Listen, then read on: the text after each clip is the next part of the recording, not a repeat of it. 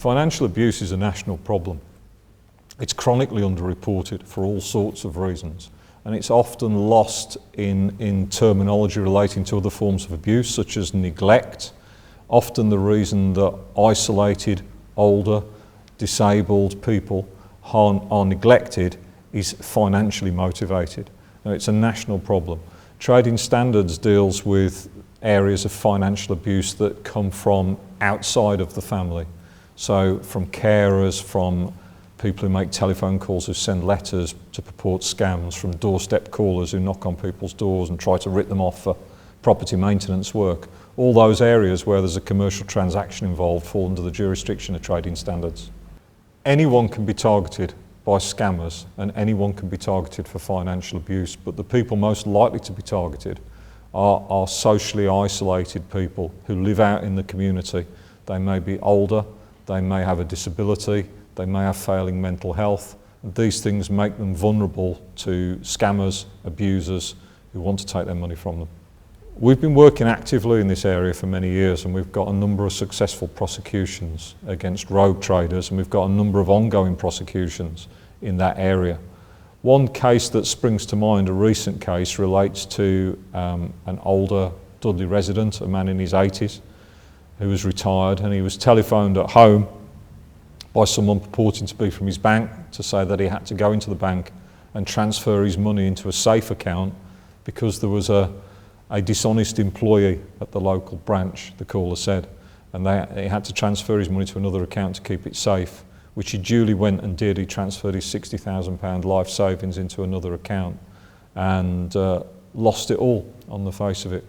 And when that complaint came to us, although the bank were very sorry about it, they said it wasn't their fault and they weren't prepared to refund the money. But we were able to take that case on that man's behalf. We took it to the Financial Conduct Authority. We made his case for him. The Financial Conduct Authority eventually upheld that decision and refunded all of the money to him. So he's now got all that money back. For that individual and his family, that's a life-changing result. He, having lost the money, couldn't afford to have the heating on. He'd lost all his confidence. He felt wrongly, felt very foolish. And we were able to not only give him his money back, we were able to give him his life back and give him his confidence back so he can continue to live independently and happily, which is our goal. You should be very wary of any telephone calls that you receive that are marketing calls or calls asking for information. Many of those calls will be scams.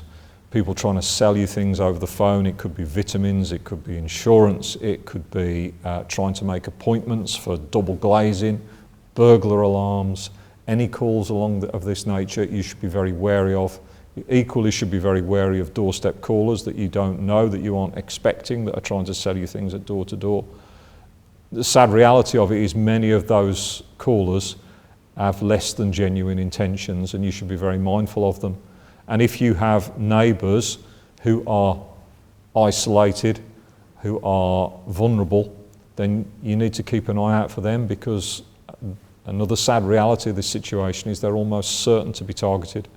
In Dudley, we have a special number that you can call called the Dudley Financial Abuse Hotline.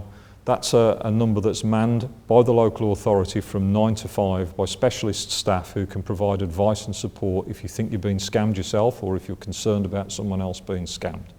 That number is 01384 818 871.